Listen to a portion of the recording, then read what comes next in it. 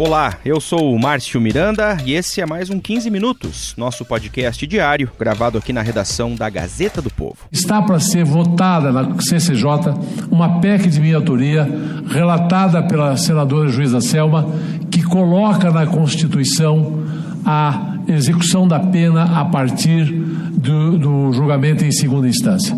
Acho que o Senado, acho que a Câmara dos Deputados, o Congresso, deve essa satisfação à população brasileira. Nós podemos dar a resposta. Dois temas importantes voltam à pauta nesta semana em Brasília. E no Senado, ambos têm a participação do senador Oriovisto Guimarães, que é do Podemos do Paraná. Pois bem, a repórter Júlia Fontes, da editoria de República aqui da Gazeta, conversou com o político, ele que é relator da PEC emergencial. Então a situação fiscal nossa é terrível, é muito grave, as pessoas não têm a consciência necessária disso. O que acontece quando o governo está numa situação como essa? E não é só o governo federal, tem muitos estados como Minas Gerais, como o Rio de Janeiro, como o Rio Grande do Sul e outros, que já não conseguem nem pagar o funcionalismo público. A gente já vai explicar, vamos relembrar qual que é essa PEC. E também ele tem um projeto de emenda à Constituição para restabelecer a possibilidade de prisão após condenação em segunda instância. Você sabe, claro, o tema que está quente em todo o país, depois da decisão do STF e da consequente soltura do ex-presidente Lula. Todos os membros da Organização das Nações Unidas somos o único país em que se discute esse assunto.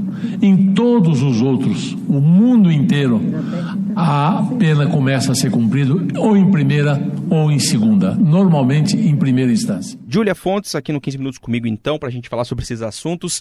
Ô Júlia, começando pela PEC emergencial, vamos lembrar o que é a PEC emergencial e o que disse o senador Oriovisto em relação à tramitação, né, já que ele é o relator dessa proposta que é do governo lá no Senado. Júlia.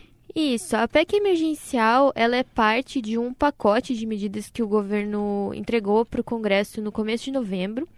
E como o próprio nome diz, né, essa PEC ela é destinada aos momentos de emergência fiscal. Então, o governo prevê alguns gatilhos, né, de emergência. No caso do governo federal, seria a regra de ouro, que é aquela regra constitucional a respeito do endividamento do governo, né, prevê que o governo não pode se endividar para pagar despesas correntes. Então, a previsão é de que quando o governo exceder a regra de ouro, ele tem que tomar algumas medidas de ajuste que afetam principalmente o serviço público, os servidores. Então, por exemplo, não poderia conceder reajuste, criar cargos, alterar a estrutura de carreiras, admitir ou contratar pessoal, etc. Essa PEC também prevê que os estados e os municípios podem aderir também a esse tipo de medida, mas daí o gatilho é diferente, né? Porque não existe a regra de ouro para estados e municípios. Então, o gatilho, nesse caso, é uma relação entre as despesas correntes, que são essas despesas com a máquina mesmo, né? Sim. Com o pessoal, etc. E as receitas correntes. Se essa relação for maior do que 95%, o estado ou o município já teria que adotar essas medidas de ajuste. Dar instrumentos jurídicos de tal forma que o governo central, ou seja, o presidente Bolsonaro, mais os seus ministros, que os governos estaduais, ou seja, os governadores e os seus secretários, que os governos municipais, ou seja, os prefeitos e os seus secretários, com esses instrumentos possam livremente agir para fazer esse aperto na cintura, para conter gastos, para conter gastos, para colocar o país numa rota mais virtuosa, porque do jeito que está na rota que nós estamos indo, nós vamos chegar num ponto que o governo vai colapsar, vai dar um shutdown aí. Só que assim, como a gente está pensando, como que é a situação atual, né? A regra de ouro existe, só que existe a disposição lá na Constituição de que o governo pode exceder, pode burlar a regra de ouro se o Congresso aprovar um crédito suplementar. Então o governo fez isso esse ano, pediu esse crédito suplementar para os parlamentares, foi concedido. No ano que vem vai fazer de novo e no valor ainda maior. Então, quando essa PEC for aprovada, o governo já vai estar na situação de emergência fiscal descrita no texto e daí já vai ter que adotar essas medidas. Isso. E essas PECs, essa PEC emergencial, como você disse, faz parte do pacote lá do governo federal, que começou a tramitar pelo Senado, né? Então começa a tramitar pelo Senado. E o que disse o senador Ariovisto, com quem você conversou sobre a tramitação e a relatoria, né, dessa PEC emergencial? Então, ele é relator dessa... São 3 PECs, né? Ele é relator dessa PEC emergencial, ainda tem a PEC do Pacto Federativo e a dos fundos públicos. Isso. Nós conversamos aqui dia desses sobre esse pacotão com o Fernando Jasper, inclusive você que está ouvindo aqui o 15 Minutos, só procurar aí no nosso feed, vai ter lá uma explicação bem completa de tudo que diz cada uma dessas PECs. Então, acho que o Jasper deve ter comentado que a ideia, o governo quer aprovar isso rápido, né? Sim. A PEC emergencial, por exemplo, a expectativa do ministro da Economia, Paulo Guedes, era de que essa PEC, e até a promessa, na verdade, né, no acordo com os parlamentares, era de que essa PEC seria aprovada até o final do ano. Pelo menos esse é o acordo no Senado. Mas o próprio Ariovisto, que é o relator, já disse que acha muito difícil, porque assim, ele apontou, né, que esse processo não é simplesmente ele fazer um relatório, aprovar, enfim. Tem que ter uma discussão com os demais parlamentares. Então, o que ele disse é que ele está fazendo o mais rápido que ele pode. A ideia, quando eu conversei com ele, era de que ele terminasse o relatório preliminar em aproximadamente 15 ou 20 dias.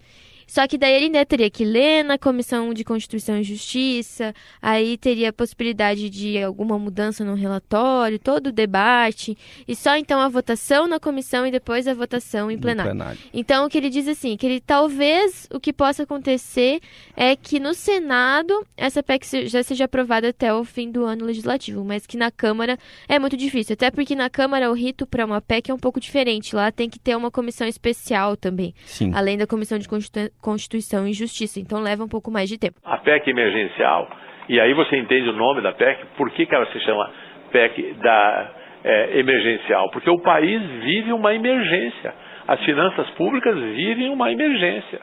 E tem um outro fator que é justamente sobre o que a gente vai conversar também, que são as PECs em relação à prisão em segunda instância, que acabaram virando o foco do Congresso e deixaram meio que diminuíram um pouco o debate sobre o pacote econômico do governo, né? Pois é. Arrefeceram esse debate que foi bem na mesma semana, né? O governo apresentou o pacote na terça, na quinta o Supremo concluiu o julgamento sobre esse assunto e na sexta o ex-presidente Lula foi solto. Então, o tema tá aí, todo mundo tá muito interessado nisso, e as PECs...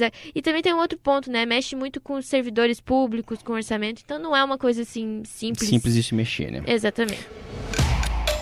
E aí, então, o próprio senador Ariovisto, com quem você conversou, Júlia, ele também tem relação, vamos dizer assim, com essa história da PEC após segunda instância, e foi outro tema da conversa que você fez com ele nessa entrevista, porque afinal ele tem um projeto, e a gente fala que tem um porque tem mais de um, né, tramitando Exatamente. Sobre o assunto, né? Só no Senado, a expectativa é de que nessa semana a senadora Simone Tebet, que é a presidente da Comissão de Constituição e Justiça, que ela coloque em pauta uma série de medidas em relação a isso. São 5 ou 6 PECs ou projetos de lei, né, dependendo da lei que altera, Sim. Só no Senado. E tem ainda na Câmara outras. Né? Outras tramitando na Câmara já, inclusive, na CCJ também, Exatamente, né? já começou a discussão na semana passada, essa semana deve haver a votação. Sim. Então, o senador Ariovisto Guimarães disse que ele apresentou essa PEC no início da legislatura já. A PEC número 5 de 2019, pelo próprio número você vê que eu a protocolei no início do ano.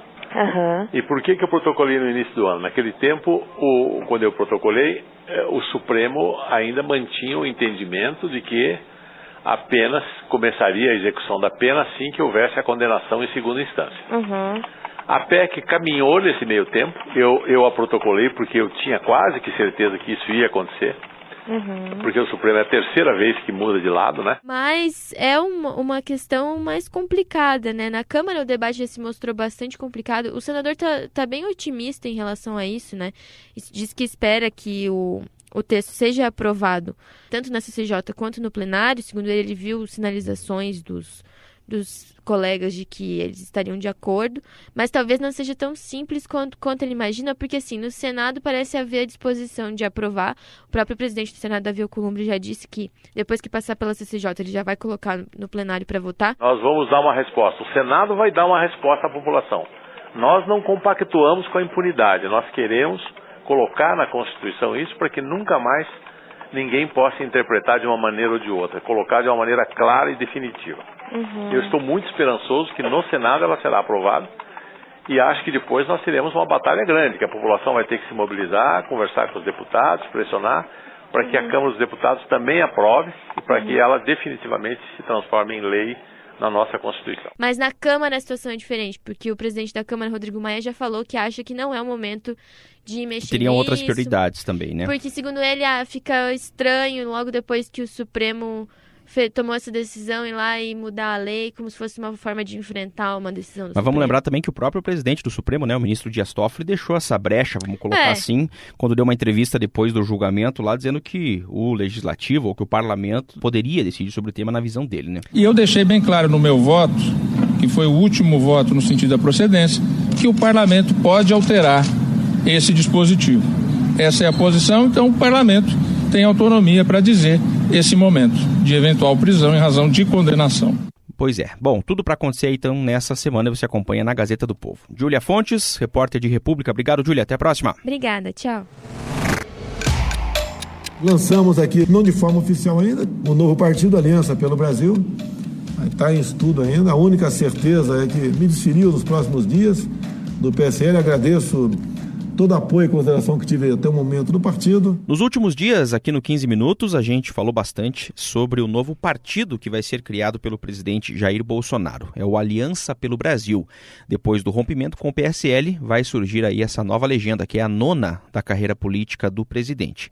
Só que não é tão simples assim entre anunciar que vai existir o partido e efetivamente ele começar a funcionar, ele surgir.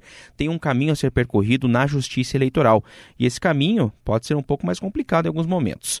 A repórter Camila Abrão, da editoria de República aqui da Gazeta, é minha convidada mais uma vez aqui no 15 Minutos para a gente falar deste assunto, Camila, que envolve o processo que tem que ser percorrido, né, para que o partido Aliança pelo Brasil saia do papel. O que precisa um partido para passar a existir perante a Justiça Eleitoral, hein, Camila? Bom, ele começa tendo que registrar um CNPJ e tudo mais, mas a parte mais trabalhosa é conseguir assinaturas de apoiadores para o partido. O TSE determina que seja 0,5% dos votos válidos do último pleito, da última eleição. Então, se a gente para a Câmara dos Deputados, se a gente for contar com a eleição do ano passado, são coisa de 490 mil pessoas que têm que assinar e dar o número do título ali para validar esse novo partido do presidente. A partir disso, um escrivão eleitoral ele vai conferir todos os nomes certinho para ver se está tudo ok, e aí o partido passa a existir de fato. Isso, 490 mil assinaturas... Isso. Nome e o título de eleitor. Exatamente. Lá de quem estiver disposto a colocar assinatura. Isso, são pessoas que não podem ser filiadas a outros partidos e elas têm que fazer parte de pelo menos 9 estados do país. Não pode ser concentrado, por exemplo. Isso, não poderia ser só de São Paulo, Rio de Janeiro e Minas Gerais, por exemplo. Não, tem que ser pelo menos 9 estados. Quer dizer, tem todo um caminho. E aí a gente fala da questão do prazo e da preocupação até para essa criação do partido, tem a questão da eleição municipal do ano que vem. E para o partido poder disputar a eleição, ele tem que se criar, tem que cumprir todo esse processo com um prazo de antecedência, né, Camila? Sim, ele tem que estar validado, digamos assim, pelo TSE 6 meses antes. Se a gente for contar a partir dessa semana, que foi anunciado, dá coisa de 140 dias. Então é um prazo muito apertado para conseguir todas essas assinaturas, validar as assinaturas e ter o TSE analisando mesmo e aprovando, homologando o registro, novo partido. Exatamente. E para poder participar da eleição municipal do ano que vem, que é em outubro, até quando tem que estar homologado o partido? Até abril. 4 de abril. 4 de abril Isso. É a data limite, mais ou menos, ali de 6 meses até a eleição. Mais ou menos 4 de abril. Por isso que essa aqui é a corrida contra o tempo, né? Inclusive, você citou, a gente conversava aqui também, sobre um partido que foi uma espécie aí que a gente tem como um recorde de tempo de criação, né? que passou por esse processo recentemente. Qual é esse partido e quanto tempo durou, né? A criação do PSD, do Gilberto Kassab, foi criado quando ele era prefeito lá em São Paulo. Foi, entre ele anunciar o partido e o partido ser homologado, foram 200 dias. Então isso foi um recorde.